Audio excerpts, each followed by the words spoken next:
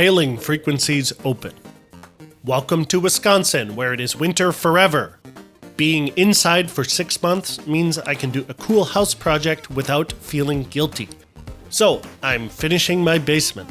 I'm planning to do most of the work myself, and if that wasn't enough, I decided to film it. The first thing I did was work up a model in SketchUp to determine layout, materials, and eventually trim. For anyone who's planning to do any kind of renovation project, I highly recommend this program.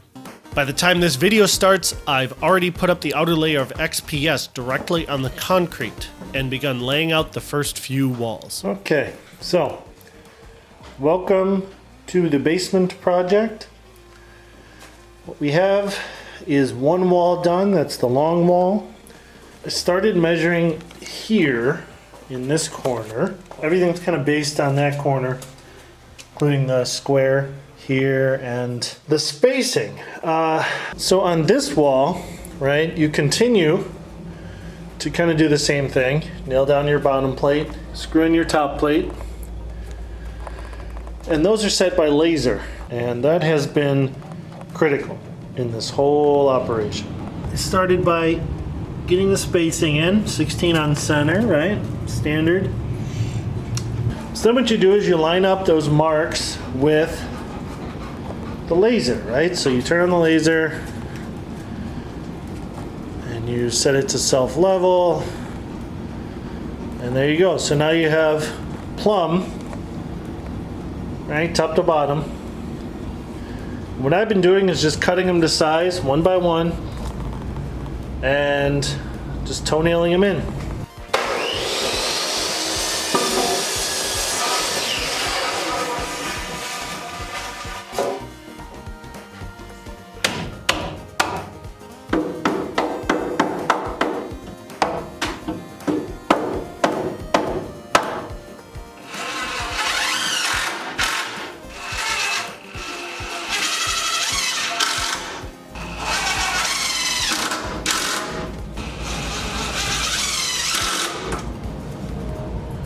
No need for panels, you can kind of think things through. It makes a lot of sense. So the only trouble was going to be this window, right? And looking around, I guess I found the best way to do it was going to be essentially to lay in jambs, right? So window jambs that are level and plumb with the framing around it. The spacing continues, but that's your new top plate, so it doesn't go across the window. And then we'll make another cut here so that you can have jambs on this side. That's what we're going to do next. We're going to put in these studs down here and then make the small cut for that side. So here we go. So we have this framed in here now. That's flush on that side. That side's gonna need a shim. Shouldn't be that big a deal. Now, next step, we extend the bottom and top plates. Now the only issue here is that obviously there's no rafter going perpendicular to the header. So, thinking about just preventing it from falling forward, like toenailing it in there above the beam. So, I should measure one more time as I have forgotten how much it is.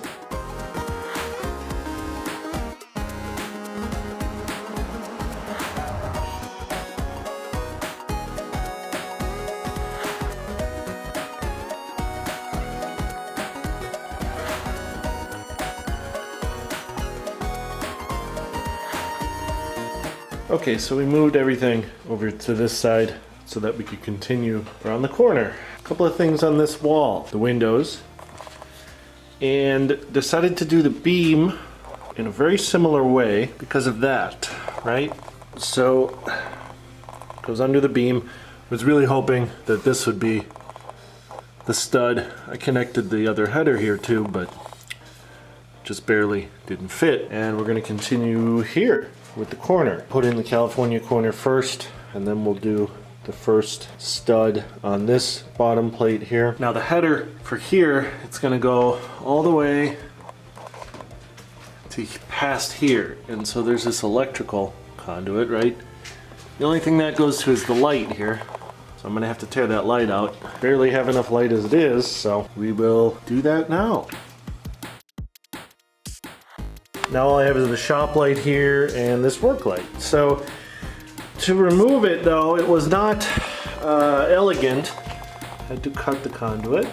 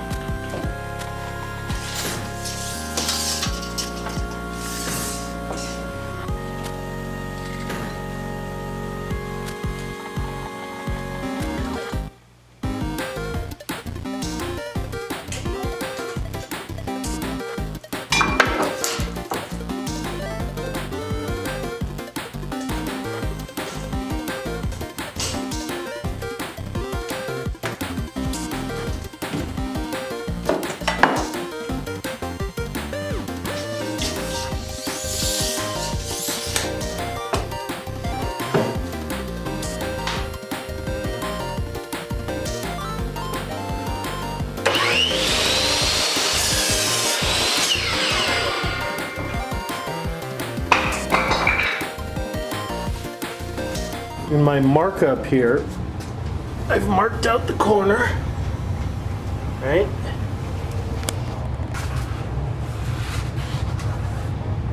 I have created a cut list for each of these floor plates.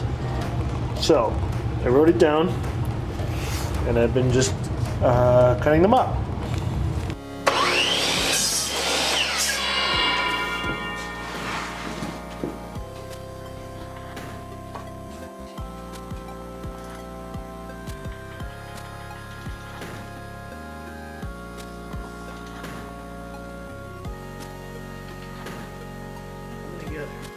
This is where we're gonna have to start thinking about this access closet, how this is gonna be laid out. This is gonna go to the window, right? And be our facing for the trim there.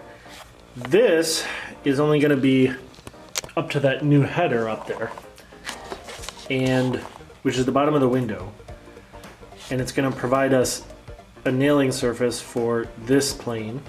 Then this jogs out here.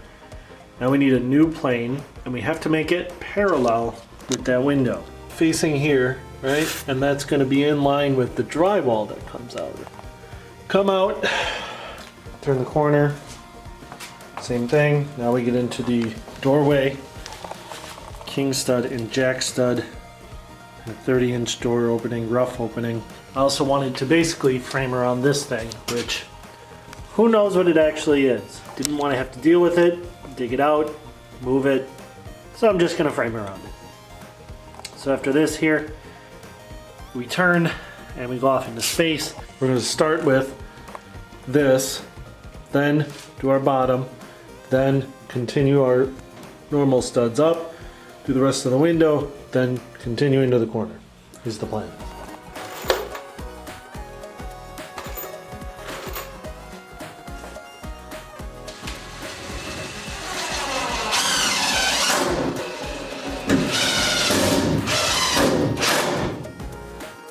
I'm using Loctite construction adhesive to nail down these treated bottom plates.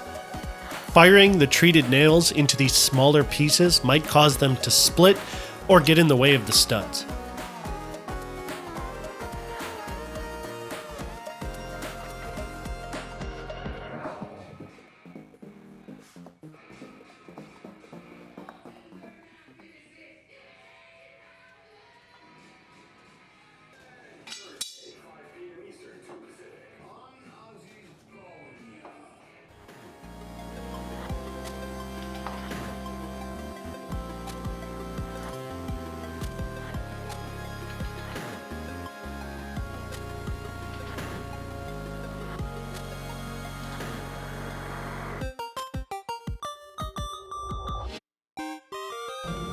Okay, so got a little ahead of myself here. This corner, I had originally thought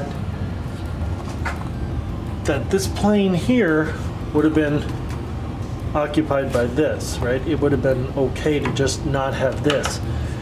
But as I was putting this up, you know, it became apparent that trying to square that up just really is more trouble than it's worth without this here.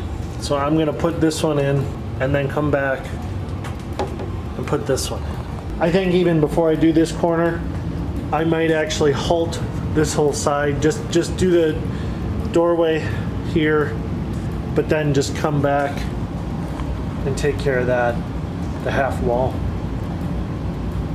It's not completely smooth sailing, but we're making it work.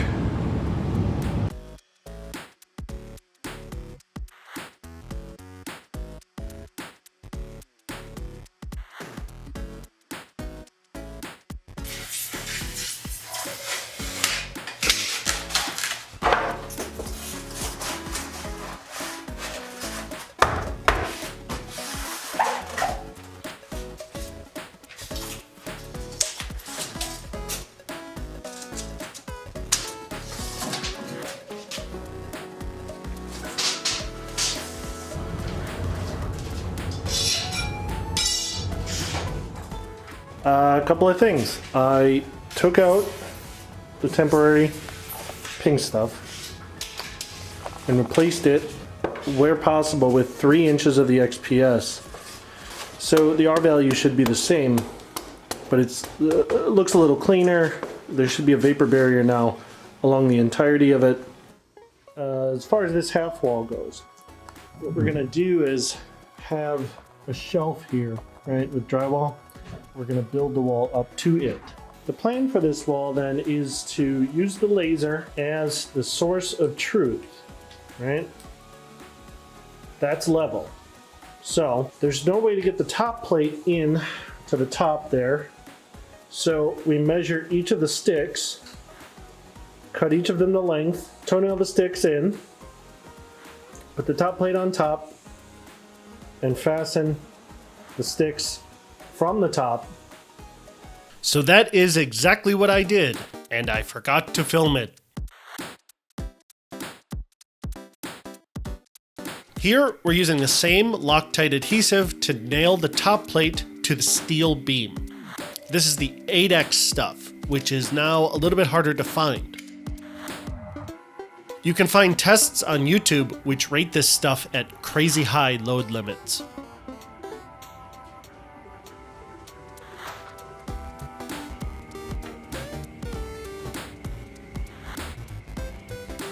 While that adhesive set up, I continued with the wiring closet.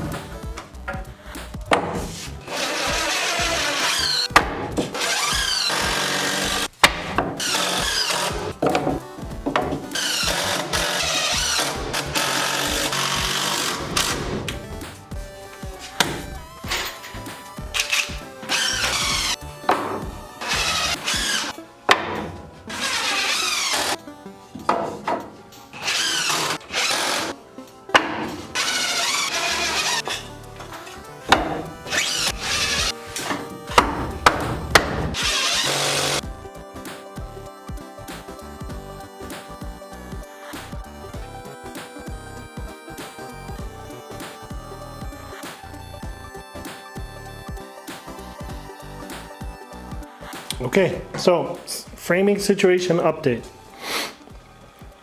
We were able to complete the floating wall over here, go around this column here to the beam, and continue out for the first part of the doorway. Now, obviously that wall is going to continue into the beam here all the way until you reach the stairway. Now, The issue I'm having, and where I've decided it needs to hold, is on these stairs. The line that gets painted from that side all the way to here and is plumb to the beam is going to hit the stairs directly. So unless I jog the wall in and around, which doesn't really seem like the solution here, I need to take the stairs out. So I think I have to end this video framing part 1 and show you how I'm going to build these stairs. I've done a lot of planning and hoping to share as much as I can with you. We'll pick this up in our stair building video.